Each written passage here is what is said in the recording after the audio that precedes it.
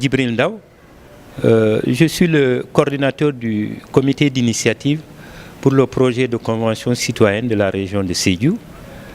Donc aujourd'hui, on s'est retrouvé à l'université privée Bourguiba pour une dernière réunion préparatoire en vue de l'Assemblée générale constitutive qui se tiendra à Sédhiou le 21 et le 22.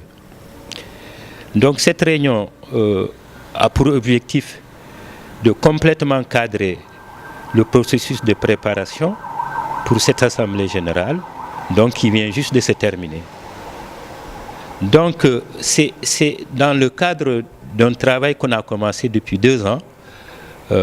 C'était des Sédhiouas qui se sont retrouvés à l'époque, c'était le 22 novembre 2015, au Centre culturel d'Outasek, où nous avions, après une longue journée de réflexion, décidé qu'on devrait s'organiser autour d'une convention pour essayer d'aller à Sédhiou, dans la région de Sédhiou, participer au développement social, économique et culturel de la région.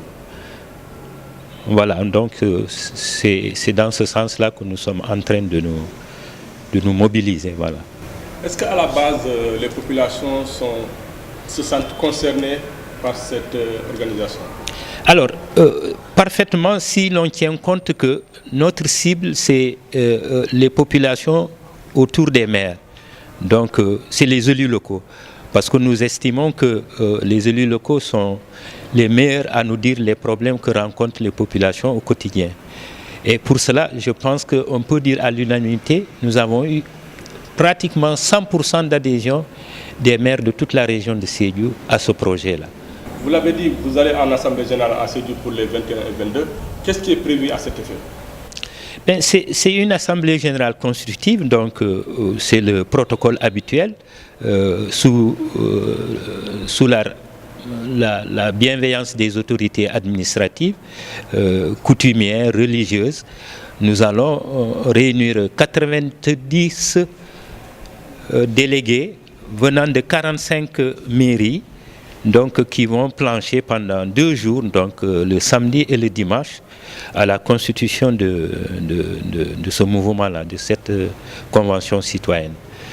Voilà, le programme, je pense que le premier jour, comme habituellement, il y aura le protocole habituel.